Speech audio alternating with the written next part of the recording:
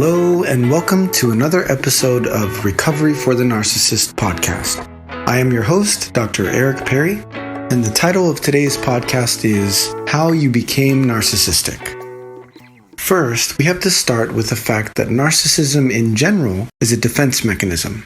Narcissistic tendencies and behaviors are used by narcissistic individuals as a means to protect themselves and to control their environment. In order to fully understand where this defense mechanism came from, we have to look back to childhood. When children are raised in environments where they are not safe or their self-worth is contingent upon their behavior, they tend to develop this defense mechanism as a means to protect themselves. And if you are listening to this podcast, it is likely that you yourself have found that you exhibit narcissistic tendencies. Now we have to again go all the way back to childhood and think of it as, were there times in your life where you didn't feel safe, or maybe you didn't feel in control? Maybe there are times in childhood where you were pressured or shamed to be better than maybe what was realistic for you at the time. So from that experience, it's very common for a person to develop this defense mechanism as a form of an armor or a shield.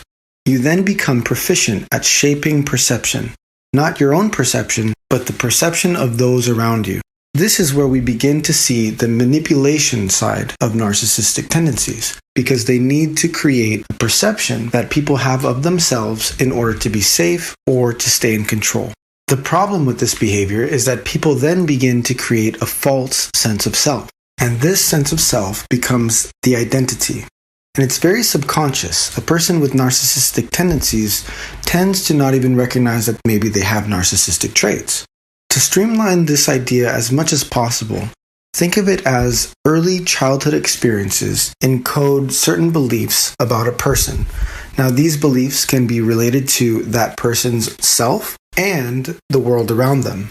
The individual then begins to live life in such a way that makes sure that they're safe and in control. Now, this is where we begin to see a desperate need for admiration or attention. The reason it's important for narcissistic individuals to understand where their narcissistic tendencies are coming from is because this is where we can see narcissists experience healing. I like to think of it as progress through process. When a person begins to look at their childhood experiences and understand them in terms of how those experiences have encoded in themselves as defense mechanisms and as unhelpful beliefs, they then have a conscious awareness that can impact their behavior. And as we know about behavior, awareness is key. Also, it's very important that we understand how a child's beliefs that are shaped early on can impact their later life. Now imagine, a person who encodes a belief within themselves that they're not good enough, or that they don't matter, or that they're not important, will experience a tremendous amount of emotional dysregulation anytime these beliefs are triggered. This is when we think of narcissistic rage. When a belief system is triggered within someone who has narcissistic tendencies, they will then feel emotional chaos. And that emotional chaos then gets regulated by some behavior that's generally not positive.